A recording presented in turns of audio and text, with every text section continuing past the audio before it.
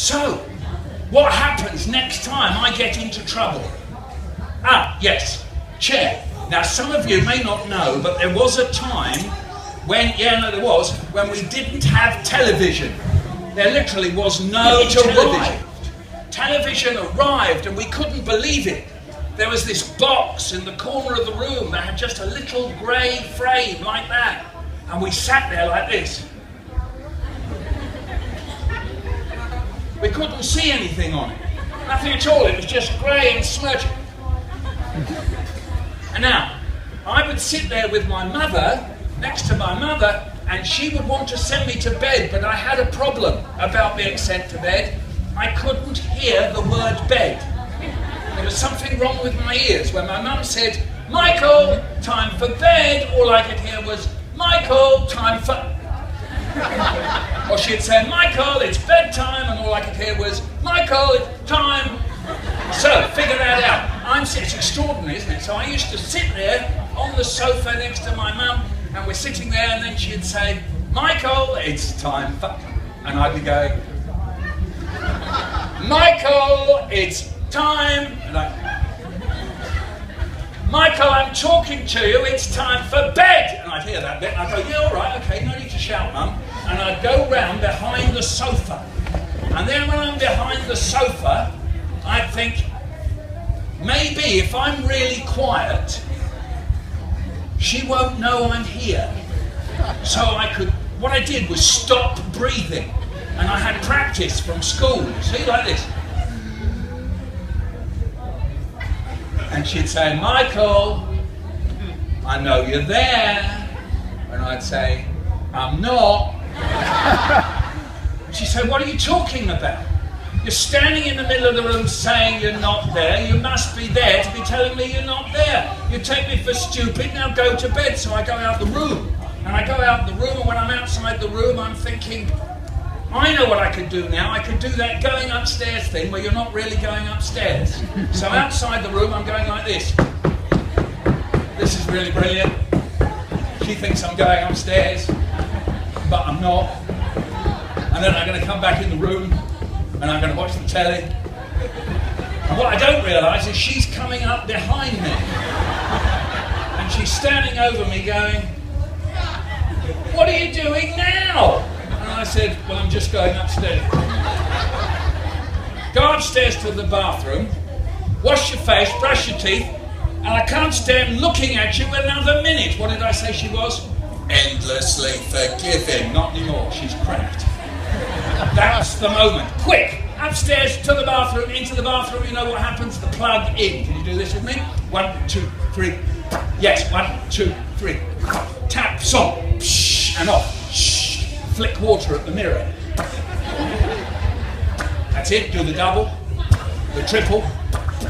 Good. And then there's drops. There's drops on the mirror, and the drops are turning into drips. And one's going a little bit faster than another. And it was time to do the running commentary.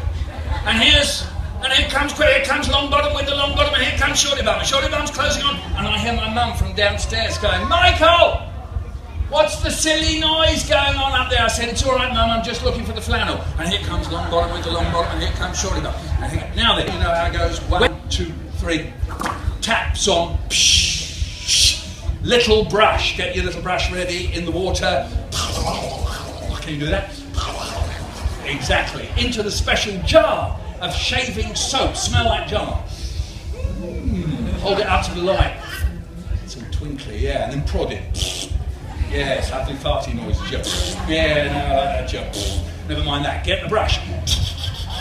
And then shave. I loved this jar of shaving soap. So I'm sitting there thinking, wow, I wonder whether I can... Oh, look. Yeah, you could drill holes in it. You can't see that from the outside. Hey, you could like go drilling for oil. No, I could bury something in there. What could I bury in there? I know, the top off the toothpaste. Good thinking. Push it in, smooth it over, check it.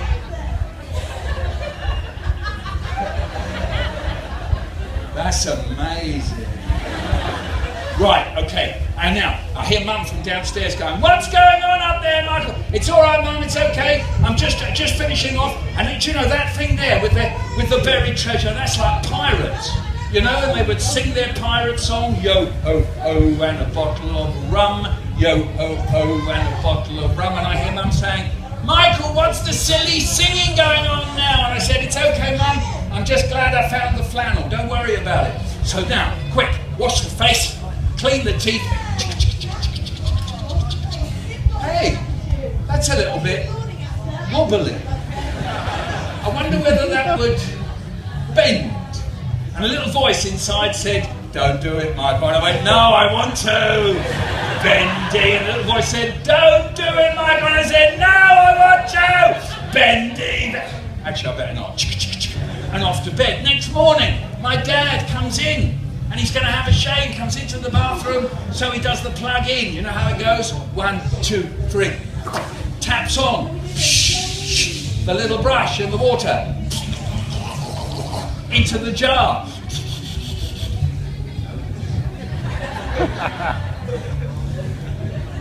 He's thinking, how did that get there? So he goes downstairs and he comes up to me and my brother in the kitchen. He says to my older brother, Brian, he says, Brian, what's that? How did the top of the toothpaste get in my shaving soap? And my brother, who's older than me, goes, "Oh."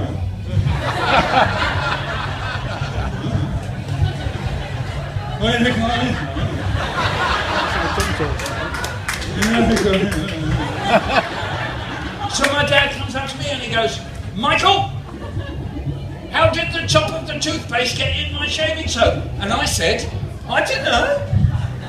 Did you notice the difference? When my brother said, "I don't know," his eyebrows were down here like this. When I said, "I don't know," my eyebrows went up in the air like that. I don't know. The moment my eyebrows went up in the air, my dad knew that I was lying. He says, "Look at your eyebrows." How can you look? The things Dad said, "Look at your eyebrows." I said, "What's the matter with my eyebrows?" He said, "They've gone up in the air." I said, "No, they haven't." He said, "I don't believe you. What did you think you were doing, sticking the top of the top of the toothpaste in my shaving soap?" And I said, "It's buried treasure."